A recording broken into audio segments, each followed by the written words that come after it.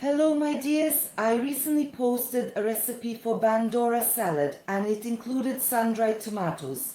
I asked you if you wanted the recipe or not. If you want it, here you go, watch. For sun-dried tomatoes, I prefer to buy these plum tomatoes. In my opinion, this is the best option for this purpose. You're in luck. Right after you told me you wanted sun-dried tomatoes, I saw them in the store. We don't get them here very often. So what we need to do is cut them all in half and lay them out on a baking sheet.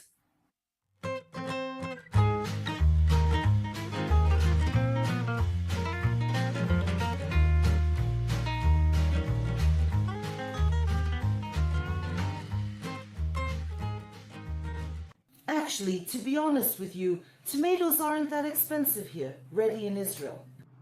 That's why I don't do this process very often. I specifically wait for the tomatoes that I love to appear, but they keep for a very, very long time, and people use them in huge quantities. Where can they be used? Yes, actually, in a salad, as I already showed you. I'll give you a link to the salad. Take another look at the Bandora salad made from 4 types of tomatoes. Of course, sun-dried tomatoes play a very important role there. Besides, I'll be honest, I use sun-dried tomatoes when I cook borscht. They give it such a sweet note of flavor. Try it if you get the chance. Also, any tomato sauces, if you're making something in tomato sauce, sun-dried tomatoes will help you out.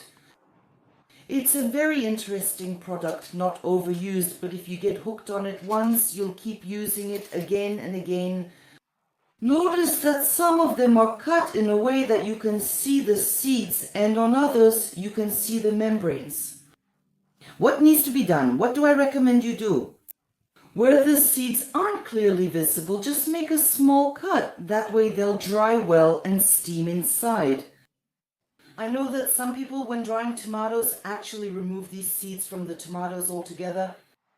I don't do that. I like to keep a bit of softness. And really, why would I chew on the skins? Give me the flesh. That's why I leave the seeds. I don't remove anything. Well, I don't think I missed anything. I made all the cuts where they were supposed to be. What's next? Coarse salt. That's a must, and it has to be coarse.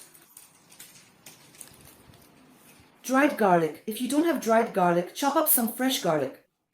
But honestly, I don't really see the point in using fresh garlic because we're going to dry it anyway. And on an industrial scale, let's say dried garlic is of excellent quality. I don't hold back on dried garlic. I really like it, both the smell and the flavor. In general, it's definitely not out of place here. I have dried thyme. If you have fresh, use fresh. I have dried, so I'll use dried.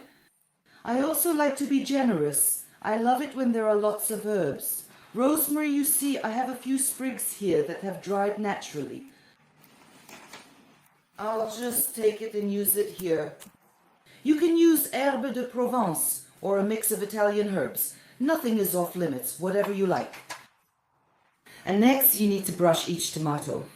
I'm lucky I have this kind of spray can. Honestly, I rarely use it, but for this particular dish, it's most convenient to use the spray. If you don't have a spray can, just use a brush with some oil. Remember, you can also pour it from a spout like this. I have a spray can, so I'm lucky.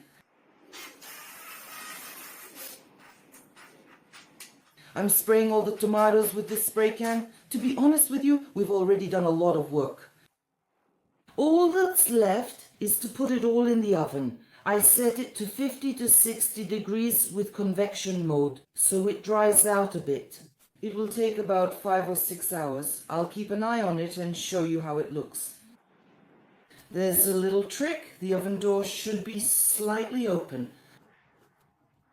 Let's put it in and I'll see you in a few hours.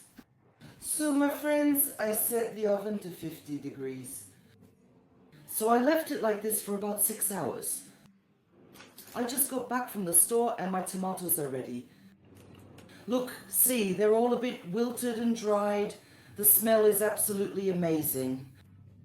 What do I do with them next? So they're just not wet anymore. What do I do next? I put the little pieces into jars. I slice the garlic into thin pieces. I'll be adding more garlic here from time to time.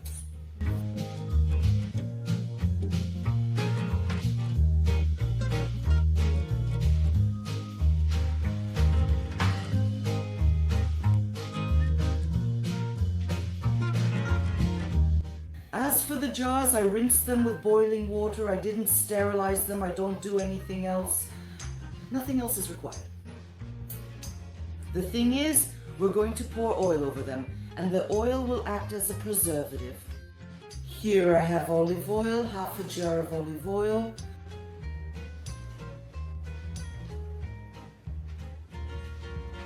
You need to make sure the tomatoes are covered all the way to the top, right up to the rim with oil.